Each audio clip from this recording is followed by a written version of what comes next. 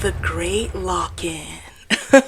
Hello everyone, I'm sure you've heard about the Great Lock-In. The whole internet is going crazy over it, and what that basically is reaching your highest self and becoming your best between the 1st of September, which starts on a Monday, and ends on the 1st of December, which is a Monday too. So I just feel like everybody finds that quite satisfying, hence they coined the Great Lock-In, right?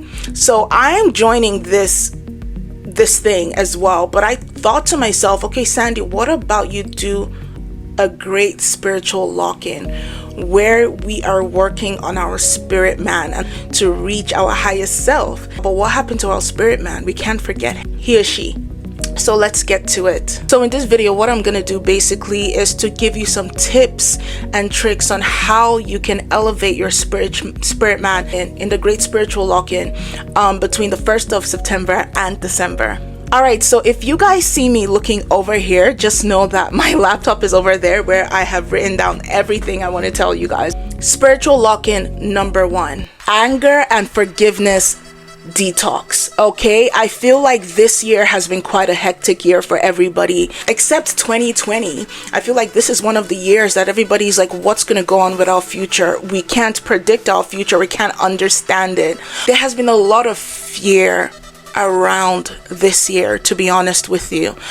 Because of this, I feel like a lot of people have a lot of anger towards the divine, towards God, and you're like, God, why are you allowing this? And there is just a lot of anger and unforgiveness, either towards themselves or even towards God as well. What I feel it's necessary to do is to spiritually identify where this anger, resentment, or unforgiveness is still hiding.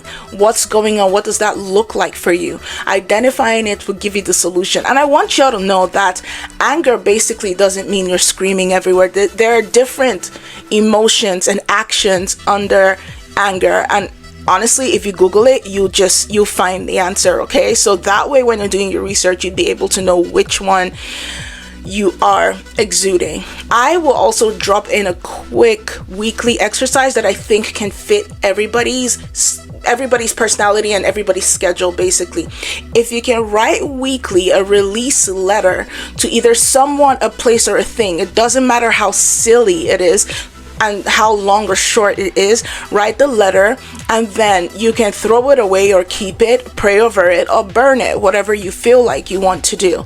But at the end of the day, it's about releasing. The second spiritual lock-in that we're going to do is a spiritual identity blueprint. Instead of chasing external achievements, I think it's better to spend these 90 days diving into who does God say I am? What is the divine and the heavens saying I am? Either in general or even in this season. I feel like it's important for us to know who we are in this season. What are we exuding? What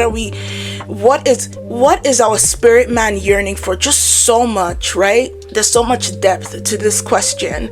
And I feel like if you can do that and identify your blueprint, whether it's in the grand scheme of things or in short form, this will really help you to be able to know how to move, especially in 2026. The final lock-in that I would like to bring to you guys, I have so much more, by the way, but I just feel like let me introduce 3 first. If you guys want to know more, and send me a message, like I just want to know, or even comment, right? If you guys really enjoy this, I will give you more of the spiritual lock-ins that we can do. But the third one is ethics in your everyday life. This is the moment that we have to really practice being ethical and principled, like an ethical principle. I feel like that's very important because a lot of people aren't showing that now, and that's what we need in the world. A lot of people aren't showing principles of peacemaking or service or honesty. It's quite the opposite. Everybody's selfish, everybody's scared, everybody is autonomous, right? So what I would love for us to do in this 90 days is just employ one ethical principle constantly for the next 3 months. I want it to become a part of us, and however we're employing it, if it's in a certain space, my joy would be for it to even become a thing in that certain space. Even if it's saying good morning to someone every day in your office or wherever it is, it really does help the atmosphere for you and for other people when you do this.